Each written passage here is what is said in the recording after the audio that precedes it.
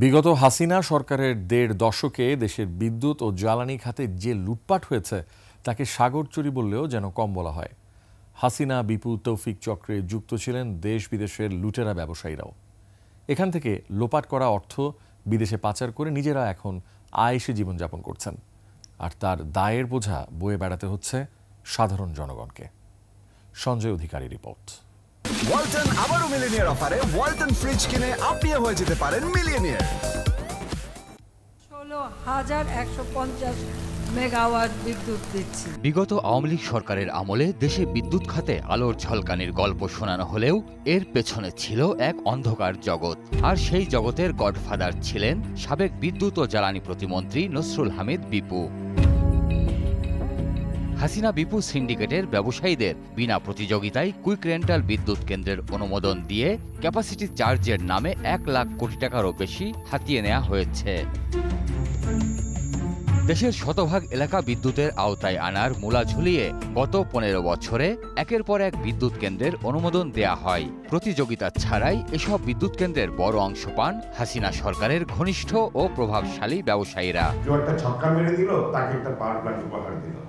কেউ একটা সেঞ্চুরি করে দিল, তাকে একটা পাওয়ার প্ল্যান্টের উপহার দিল, তাকে একটা এমপিশিপ দিয়ে দিল। এইভাবে আমাদের দেশ পরিচালিত হয়েছে। মন্ত্রণালয়ের পরিবীক্ষণ ও মূল্যায়ন বিভাগের প্রতিবেদন অনুযায়ী গত ২ অর্থ বছরে বিদ্যুৎ উন্নয়ন বোর্ডের লোকসান হয়েছে ১,১৬,৫৩২ কোটি টাকা। এর আগের ১২ বছরে সংস্থাটি লোকসান গুনেছে ১,০৫,৪১৯ কোটি টাকা। এই লোকসানের অধিকাংশই হয়েছে ক্যাপাসিটি চার্জের কারণে। There has been political favoritism as well as ২০০৯ সালে দেশে বিদ্যুৎ কেন্দ্রের সংখ্যা ছিল মাত্র ২৭টি। ২০২৪ সালে এসে তা দাঁড়ায় ১৫২টিতে, অর্থাৎ গত ১৫ বছরে বিদ্যুৎ কেন্দ্রের সংখ্যা বেড়েছে ১২৫টি, কিন্তু সেই তুলনায় বাড়েনি বিদ্যুতের উৎপাদন। বিশেষজ্ঞদের মতে সরকার যে বিদ্যুৎ উৎপাদন সক্ষমতা তৈরি করেছে তা ২০৩০ সালেও প্রয়োজন হবে না। অসাধু ব্যবসায়ীদের সুবিধা দিতেই প্রয়োজনের অতিরিক্ত উৎপাদন সক্ষমতা বৃদ্ধি করা হয়েছে।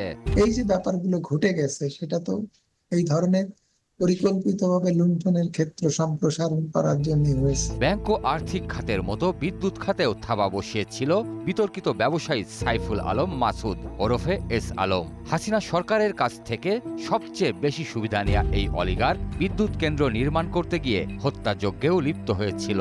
এস আলমের জন্য রাষ্ট্রীয় বাহিনী ব্যবহার করা হয়েছে এবং তারপরে সন্ত্রাসী বাহিনী ব্যবহার করা হয়েছে, তারপরে এই খুনগুলো হয়েছে।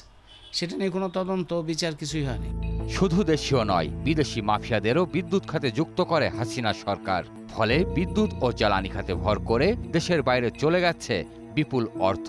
সবার শেষে এসে কম সময়ে সবচেয়ে বেশি ক্যাপাসিটি চার্জ নিয়ে রেকর্ড করে ভারতের আদানি গ্রুপ। তাদের থেকে যে দামে কিনতে হবে সেটা ভারতে তারা যে দামে বিক্রি করে তার চেয়ে অনেক বেশি। হাসিনার আমলে হওয়া এসব অন্যায্য বিদ্যুৎ চুক্তিগুলো দেশের স্বার্থে অচিরেই পুনর্মূল্যায়ন করা দরকার বলে মত বিশেষজ্ঞদের। এই মুহূর্তে বৈদেশিক মুদ্রা রিজার্ভের যে টান, ওই পরিমাণ রিজার্ভ ব্যবহার করার মতো সামর্থ্য আমাদের নেই। সঞ্জয় অধিকারী, ২১শে টেলিভিশন, ঢাকা।